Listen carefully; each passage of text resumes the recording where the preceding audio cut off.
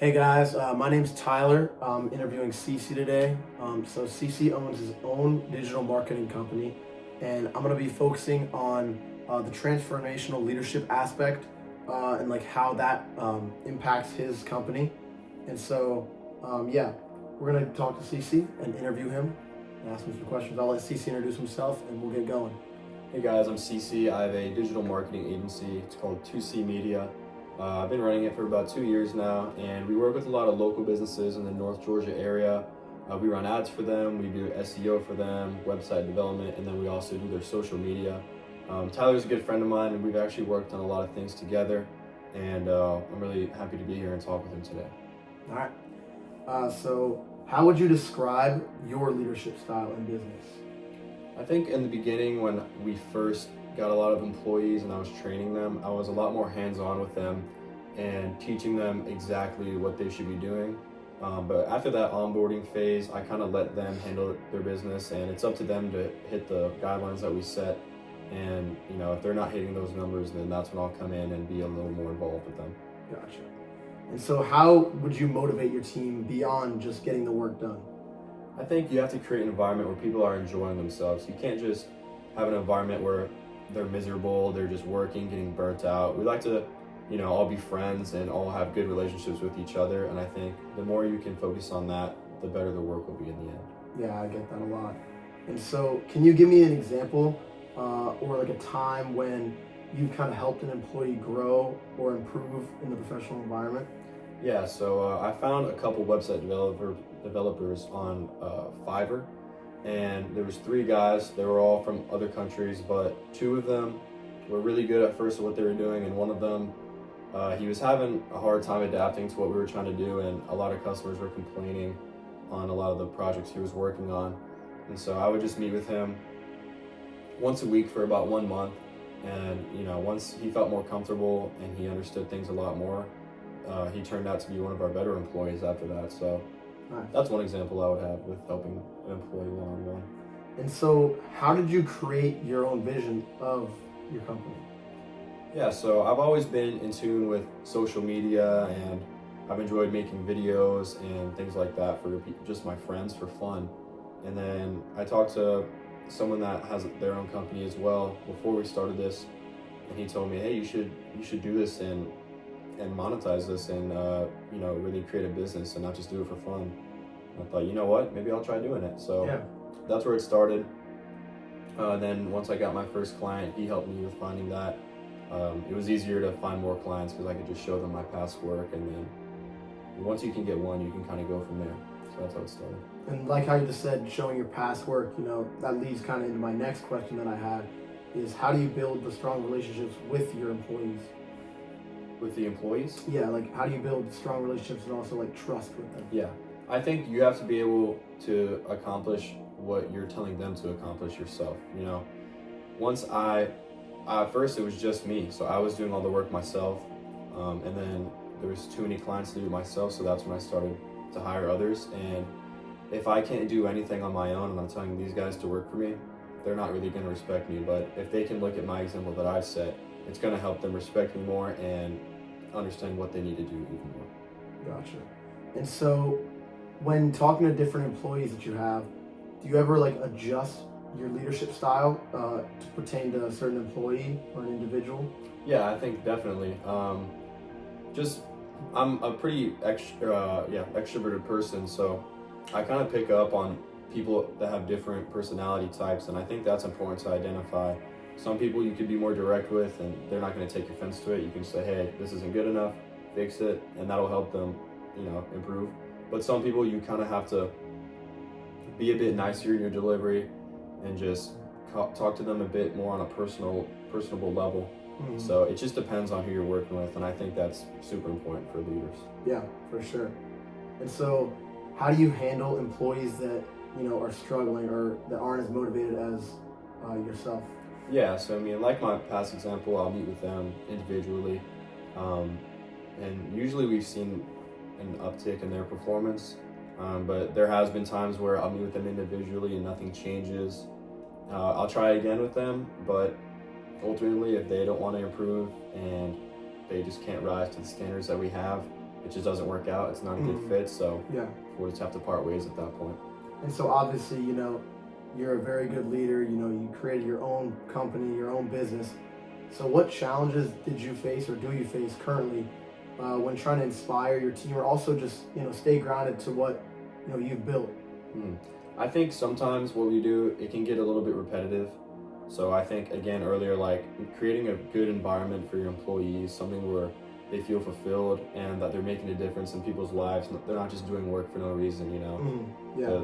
At the root of our work that we do, it's skills that we enjoy to have and things that we're good at doing, but we're trying to help these other business owners be successful, and that really is the main goal of our operation. So if we can instill that in all of our employees and have them understand that it's bigger than just them and us, we're helping other people, I think that also goes a long way. Yeah, for sure. And so do you think that focusing on your personal growth leads to better business results?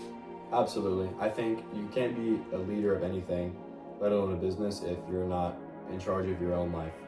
I think, there was a point in my life where I wasn't prioritizing personal growth, and I would have never been able to run a business and be a leader of anyone else. But once I prioritized that and I grew a lot as a person, it allowed me to be able to take a lot more on and create something bigger and more meaningful for other people.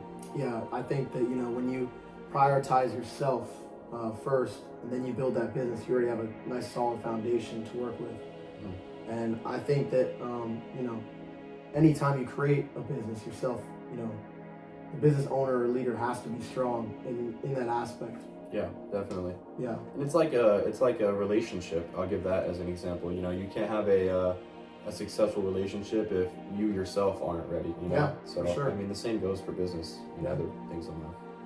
And so my last question for you is, what do you think makes a leader truly effective in today's society?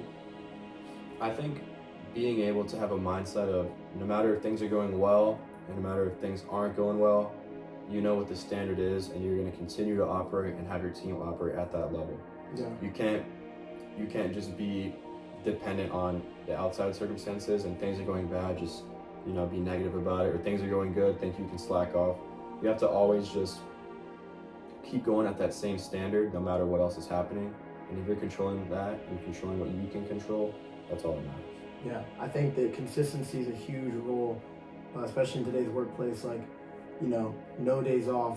If you take days off, some other people who might be creating the same business as you, who aren't taking a day off, can overlap you. And so I think that that's a great example that you gave. Yeah, and I think we both know about that, having played soccer in college. It's the same mentality of you take a day off of training, like there's someone out there who's outworking you, and like they're going to be better than you. So yeah, for sure. It takes a lot to get to the high level, which we did of soccer, and now with business, that same mindset that we already have in our brains will carry over. Yeah, absolutely. All right, well, Cece, thank you so much for your time today. I appreciate you coming with me and talking. So thank you, Tyler. It's been a pleasure. All right. Hey guys, back with interview number 2. I'm here with my good friend Max. And he's gonna be talking to you guys a little bit about his brand, his business, Holy Conversations. So Max, I'll let you take that away. Yeah, like you said, my name is Max Garnett, senior here at UNG, and I am the sole owner and sole operator of Holy Conversations, which is a podcast. That's what it started as, but then it moved into also having a clothing brand, and so the sales and management of all of that has been the business side of things. Yeah. So I'm going to be talking to you about from a leadership perspective, and what you kind of experience as a leader, being sole owner of the brand. So I kind of would just starting out. Like, how would you describe your leadership style when it comes to your brand and also the whole platform itself?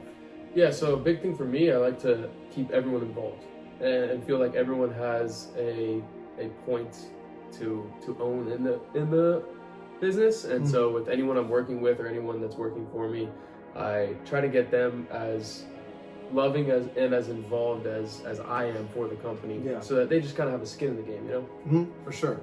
And so what inspired you to start your podcast and also just your brand and your social media, everything?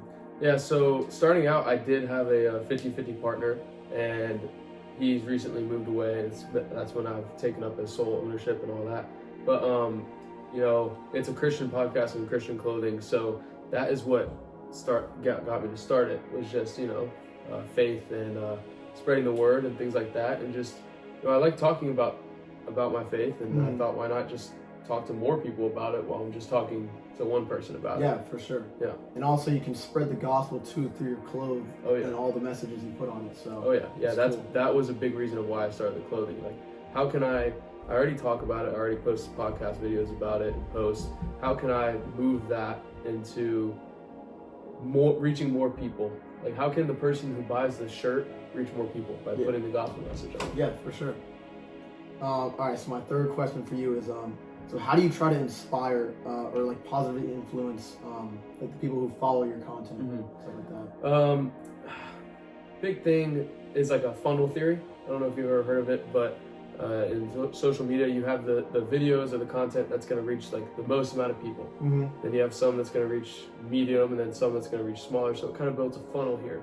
And so the inspiration that I have for like the bigger people, I try to do more trendy videos. I try to do things that more people just see and be like, oh, I like the sound that's behind it. Oh, I like the words that are on the screen. And then down to the funnel ones is maybe clips of the podcast saying these people actually want to hear what I have to say, because that's all it is. It's just words. So that is like, how do I inspire the biggest amount of people is with those smaller videos. How do I inspire the people who are fully invested with those smaller videos or more niche videos, I guess. Yeah, for sure. And then do you see yourself more as like a creator or a leader of like your whole brand? I'd say some of both. Okay. I feel like, you know, with being a creator takes a lot of like uniqueness. I feel like I do that sometimes, but then sometimes I see what other people do and use that in my way.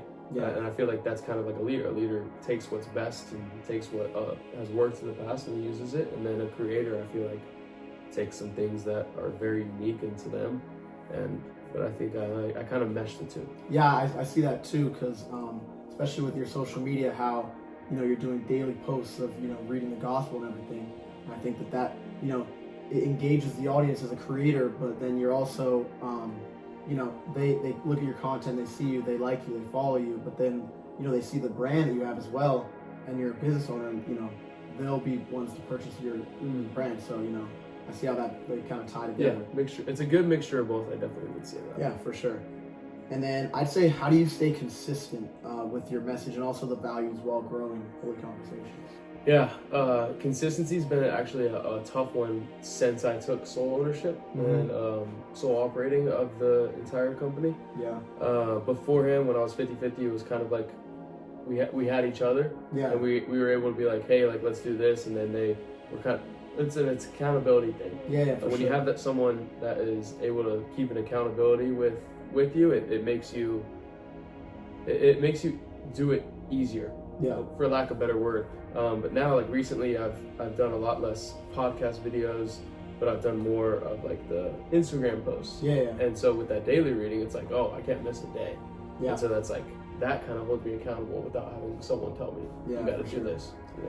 And so, can you like describe a moment where you yourself have felt like, you know, you or your content has like actually impacted someone's life? Yeah. I actually, one time a classmate of mine actually DM'd me that I wasn't even following, and this was on my like main account, not my podcast account. And then they were just like, hey, like, I wanted to let you know, like, you've been a big light in my world, and like you are so encouraging, and you make everyone feel included in class and stuff. I just want to let you know, like, that really changes people. Yeah. And I was like, oh wow. Yeah, it actually made me like feel really good. Yeah. But yeah, that would be a big one. Yeah, that's really good. And so, how do you handle pressure, like with that pressure, knowing that people look up to you? Yeah. Oh, that's a tough one. You know, as you know, being a college athlete, like, we've always had eyes on us. Yeah. Even being an athlete in high school, like, we were always kind of set apart. So I would relate it a lot to that, and just being like, people always look at you. And for me, like, when I'm putting my faith out there, when I'm putting my values out there, I'm putting different morals that kind of go against what the world wants. Yeah. People see that and kind of are holding me accountable to that, even when I'm like thinking, oh, I'm not recording a podcast episode, I'm not recording a post for Instagram, but I'm still a walking version of the gospel. I'm still a walking Bible that someone can look and say, oh, this guy's a Christian, so what he does is what Christians should do. And I think that's something that a lot of people, I think, struggle with. Yeah, for sure. I mean, there's a lot of pressure, especially being a Christian brand, you know, how crazy the world is today. So, yeah, and then so I would say, do you try to help people grow like personally and not just follow your content? I think that's definitely a goal. Obviously, I'm not a huge creator. I don't have like thousands and thousands of followers, but I think with the like messages, like the daily verses that you were saying, a lot of those, like I go into fairly good detail every time I read them, and so I think if someone who is like willing to want to learn, willing to want to grow, and just willing in that manner, I think if they listen to that, they can. Now, of course, you could always be better or worse at something.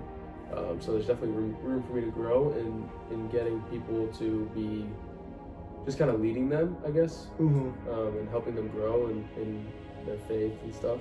But I think like the clothes is a good, like that side of the business is a good way for someone to be like, oh, I want to represent my faith, rather than just say like, oh, I'm a Christian. Yeah, like wear something that says that. Yeah, for sure. And so like while we were talking about, you know, the pressure and stuff, from like a leadership standpoint, have you faced any challenges when trying to, you know, influence others on your platform, like any negativity or just in general, just any challenges, I guess? Yeah, biggest ones, because, you know, when you're smaller and like mainly your friends and people see the posts and all that stuff, like there's not much, like people are very encouraging, very supportive and all that. The biggest challenge is like when random people that I don't know like will comment on a post and just basically like bash you or say the opposite or something of that manner. Like recently, I think on a TikTok post, someone basically was just like, I didn't ask Jesus to die for me, thanks though. Yeah. And I was just like, oh, like basically you can't really like argue with that. So I just responded and was just like, hey, like I'll be praying for you. When we first started the podcast, someone commented a long thing, like challenging it and saying like this is wrong and all that, and we responded to that as well. So the biggest thing for me, like discouragement or like challenging things, is like when people will comment like harsh stuff. And so how do you deal with that negativity or criticism when people are talking about it? Well, for me, and this is like unique, but the good have outweighed the bad. And I think in life, like you can get to that point, but a lot of times it's gonna be bad is gonna outweigh the good, unfortunately, in this world. But for me, in this specific thing, the good has outweighed the bad, so that's been good. Yeah. If it was flipped around, if it was like the bad outweighed the good, I would kind of probably just say, like, you know, I gotta trust God and His vision for me. Yeah, for sure. And the last question that I have for you is, what do you think, like yourself, obviously, you know, you're a leader on and off the soccer field with your own brand. What do you think makes someone a really impactful leader today? Empowering others to lead. I think a successful leader will eventually empower others to lead when they move on. And that's being able to communicate in different ways. You know, everyone needs to be communicated differently. Being able to motivate in different ways, and being able to encourage in different ways. And I think if you can do those three things, communicate, motivate, and encourage to everyone around you, you could communicate and motivate and encourage everyone in the world. Nice. I like that. Well, thank you so much, Max. That's great advice. Thank you. Thank you guys also for listening. I hope you guys enjoyed our podcast. And yeah, we'll see you later.